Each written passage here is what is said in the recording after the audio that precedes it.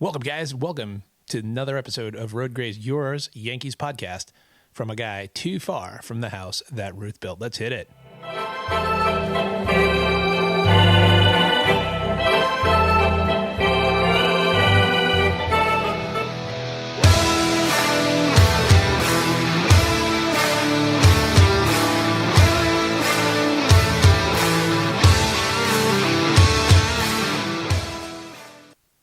Welcome back, guys. Hey, it's Jimmy, your host. Welcome to Road Grays, the Yankees podcast from a guy in Washington State. Yeah, it's me.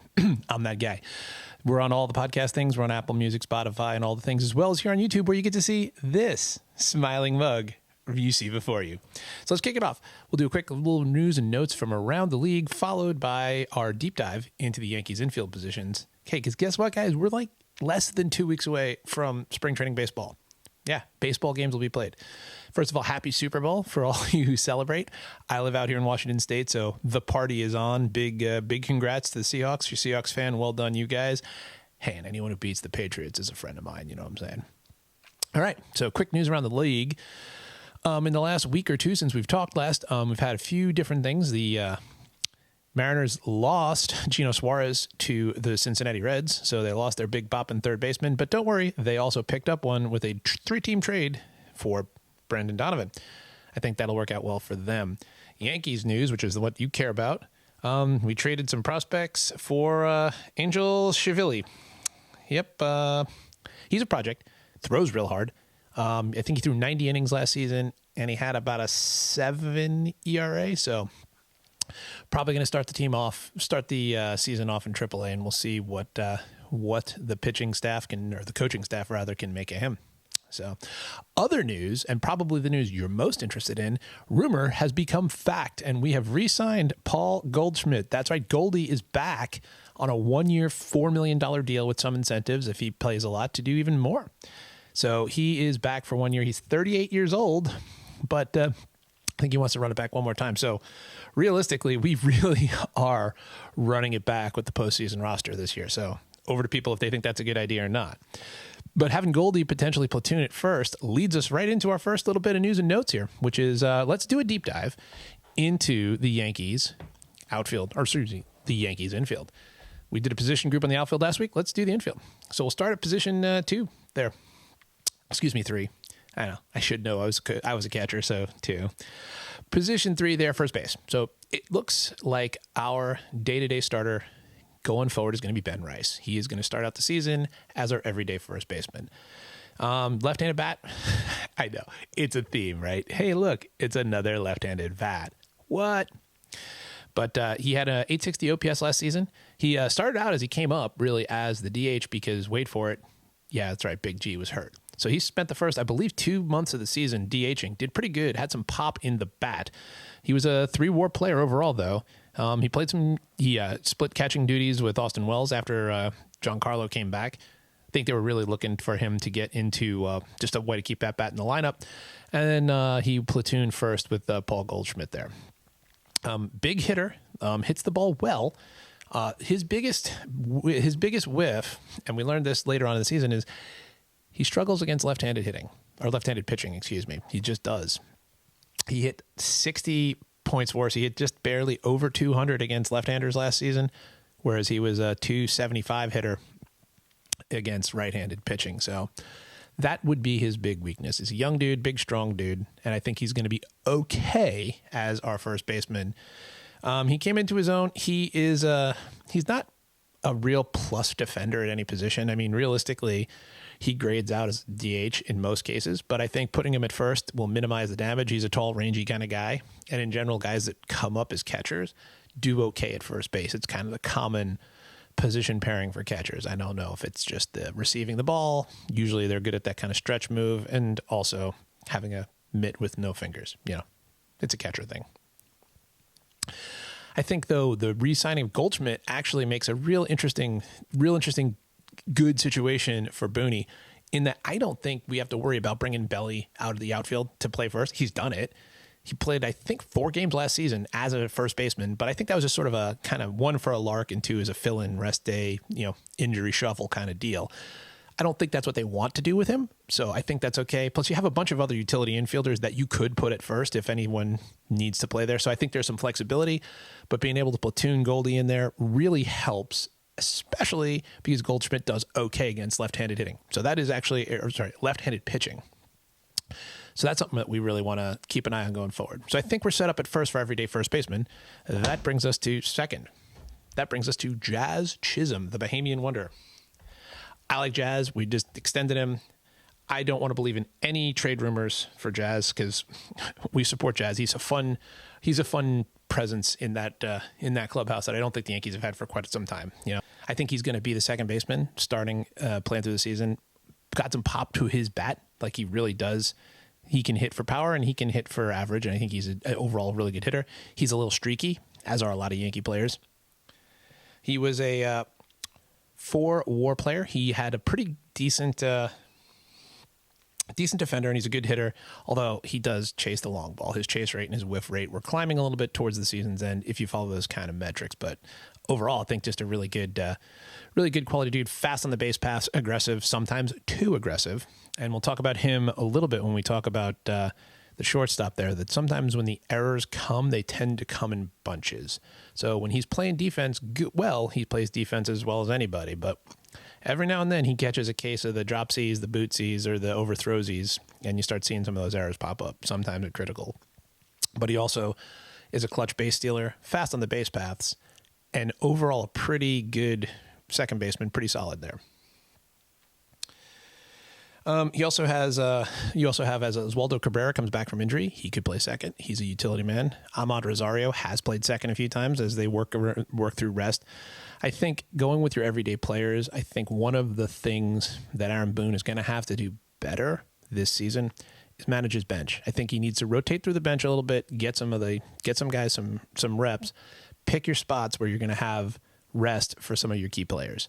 So that way you're fresh. Because I think the World Series season especially, and to a certain extent this last postseason, they limped into the end of the season, and they limped in, like, you just want your team hitting its stride coming out of the All-Star break. And I don't think that's where they were. And I think part of that was injury, part of that's just bad luck, but part of that is also just managing your resources. So I think having a lot of that kind of having those bunch players and being able to use them smartly. And you've got some really good utility infielders that can kind of play every position around the horn there. So that's something to have there. So Rosario's played there, Cabrera's played there. But I think for the most part, I think our starter is going to be Jazz Chisholm at second base. So we're going to hop over to the hot corner there. I think right now it looks like Ryan McMahon's got the job to lose. I think he is just going to he was I liked the story of Oswaldo Cabrera was coming up, and he was starting to really make his bones last season, and he was playing pretty good ball, but then he got hurt, broke his ankle, sliding into home. I remember watching that game. That was rough. And they really kind of struggled at the hot corner after that. So they brought in Ryan McMahon in trade. He is a 2-WAR player last season with a 700 OPS. He is just decent all the way around. I think he will compete. I always like competing, as Oswaldo seems to be back. Oswaldo definitely, he pretty much grades out as a defensive third baseman. But he was hitting the ball okay. So we'll see. But McMahon, hitting for average, was a pretty good hitter. The biggest thing with McMahon is, wait for it, he's lefty. Again, this team is going to be entirely composed of lefties, which, as a right-handed guy, I find weird. I'm married to a lefty, but that's different. Insert switch hitter joke here. So as an infielder, I think Ozzy is your only switch hitting infielder in that department. So someone you want to keep in mind if you're starting to switch and platoon around to go against that left-handed pitching, because that's going to be the Yankees' kryptonite if you don't get a little bit of right-handed bats. Do we think Cashman makes a move? The hot stove is cooled. So far, our biggest 2 moves is we've traded for a pitcher that's got a 7 ERA. We've re-signed a 38-year-old first baseman who's going to platoon at the position, and we signed Bellinger, which I think re-signing Cody in the outfield was a good one, but not exactly been an exciting offseason thus far for Cashman. So I think we're going to be stuck with that McMahon as the starter, everyday third baseman, and then platooning him in with Oswaldo Cabrera as well. Now we get to short. Okay. The lightning rod himself. You know him, you love him. or you want to throw rotting vegetables at him, depending on your proclivities. Anthony Volpe, the local kid, the phenom, the wunderkind. He absolutely, he is a study in, I think, player regression after a smoking hot rookie season.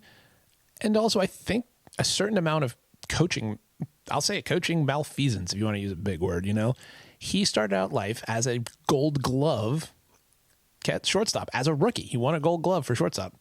Pretty impressive. But then he went from a Gold Glove to, we're not sure if he knows which hand is his throwing hand. How does that happen? Well, I think a lot of it is he gets into the value of hitting, which everyone knows. Like, you can be a Gold Glover, and a Gold Glover is something that nerdy baseball guys like me will say, oh man, he won 3 Gold Gloves. He's such a plus defender. He's so clutch, and everyone love. And to be fair, Jeter, who wasn't the best defensive shortstop in the game by a fair bit, what's the clip that everyone always has? It's not him hitting the ball, even though in my intro I think it is. It's the clip of him turning the double play, the jump throw double play. But you make your money in this league by hitting the ball. Mashers, I mean, guys like Giancarlo Stanton, his feet are made of cement, but he still hits the ball, so he still makes a lot of money. And I think that was Volpe's problem. He's fast on the base paths, but he doesn't necessarily get on the base paths as much as he should because he's trying to hit the long ball. And that's fine. If you're a pull hitter to the short porch at right in Yankee Stadium, good job. Well done you. But get on base. Like, your value, like one guy told me, if everyone in the lineup hits a single, you're going to win.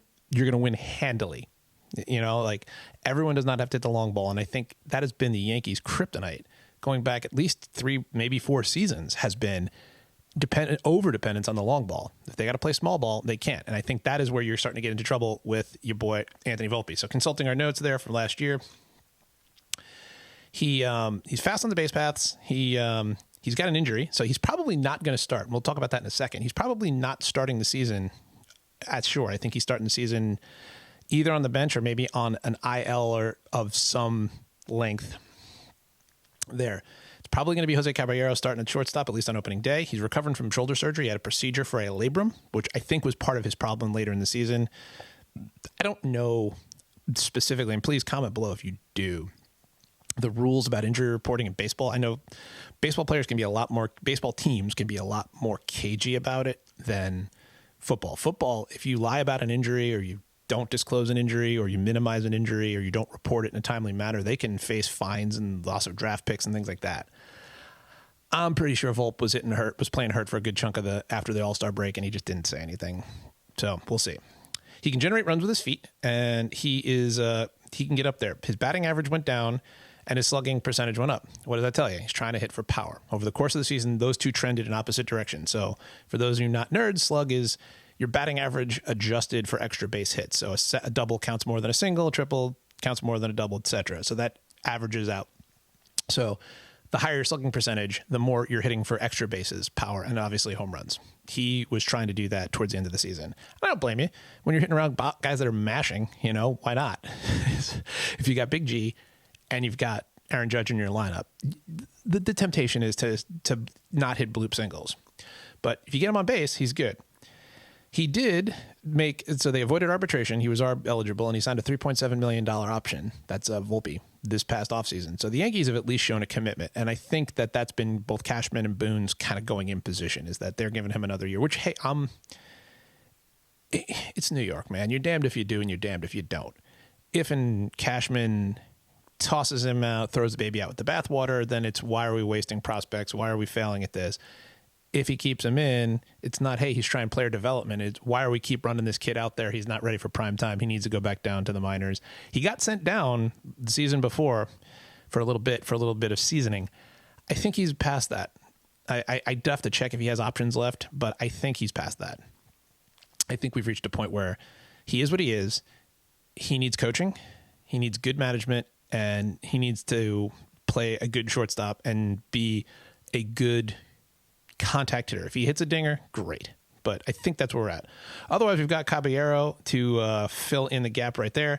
You got him, you got Rosario, you've got a bunch of independent or a bunch of utility infielders that have the potential to play around and fill in as a bench role if someone's injured, if someone goes a little cold, if there's a pitching matchup we don't like. Because unfortunately, one of the things we haven't corrected in this lineup is the fact that it's just exceedingly left-handed.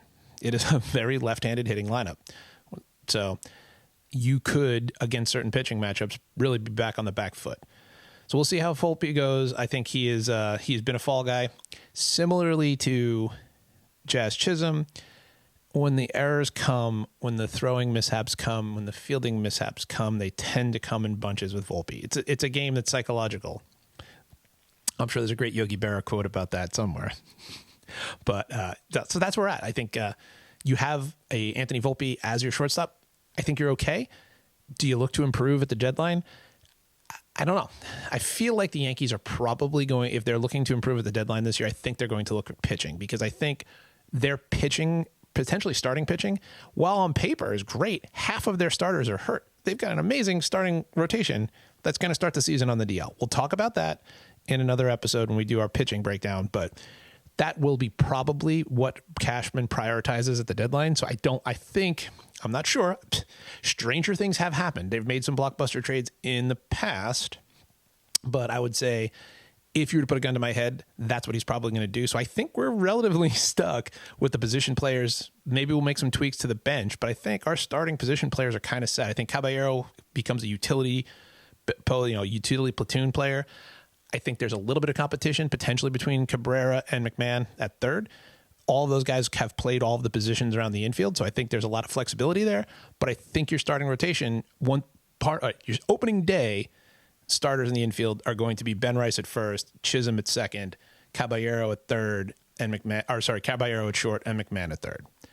And then when Volpe comes back from injury, he's probably going to take over as your everyday shortstop. So how's that grade out? How do we grade that unit? Well, I think we grade that unit as it has a potential to be a plus unit. I think they're better off as an infield group than some other teams have, but I don't think they have any of those real superstars, the kind of high wattage superstars. Their superstars live in the outfield and in the dugout or in the bullpen, to be honest with you. I think that they're heavily left-handed. I don't think they're the best defensive infield. I think defense has been one of their problems going forward. There's been quite a few booted balls, passed balls skied over the first baseman's head, and I think that's not going to get necessarily better when you're starting some people out of position group. Ben Rice going to be your everyday first baseman. He's not gotten those kind of innings in previous seasons at first. I think he'll get better. So if I had to give it a letter grade, okay, Professor Jimmy here giving you a letter grade on your infield. I'm not going to be nearly as generous as I was with the outfield, I guess is the word I'm looking for. They're at best a B- unit if I'm feeling good. If I haven't had my coffee and I'm grumpy, they're probably a C+ unit. They're average. I think any one of them has the potential to break a game open, but I think that's anyone at the big league level. If you've made it that high up, you have the potential to bring to break a game open. You do. So that's where I think we're at with the Yankee infield. So stay tuned. Next week, we're going to be right before spring training games start. Pitchers and catchers will report. And in honor of pitchers and catchers reporting, we're going to do a deep dive on starting pitching and our catching situation. And maybe we'll talk about the bullpen, although realistically, I think I want to break the bullpen up. We'll do bullpen one day and we'll do starting rotation the other day, because we got a lot to talk about when it comes to our starters, where they're going to be, how many of them are going to start the season in Pennsylvania on rehab assignments, all that kind of stuff coming. So thanks for sticking around. On the YouTubes, please comment, tell me I'm an idiot, disagree with me. Everyone loves talking ball. Subscribe to the channel if you're new. Give me that thumbs up. Otherwise, if you're listening to this just over the headphones, we're on all the podcast networks, so the Apple Musics, the Spotifys, all that good stuff. So please give us a listen. We're the Road Grays Yankees podcast. Let us know what you think. And next time we'll see you. And as always, let's go Yankees.